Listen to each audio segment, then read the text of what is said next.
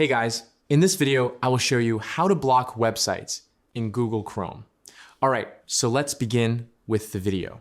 If you want to block websites in Google Chrome, you can do it easily using an extension. This is useful if you want to avoid distractions, whether for yourself or for someone else using the browser. For example, if I go to Facebook and open its site, as you can see, I can access it. But I will show you how you can block this. To get started, open Chrome and click the three dots in the top right corner. From there, go to Extensions and select Visit Chrome Web Store. In the search bar, type Block Site and choose the extension with that name.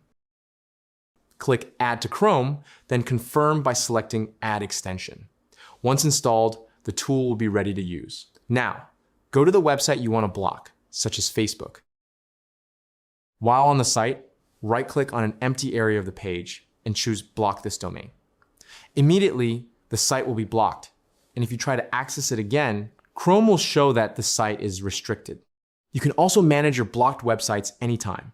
Click the extensions icon in the top right corner, open Block Site, and you'll see a list of blocked domains. From there, you can add more websites or remove any site to unblock it whenever you want. And that's it.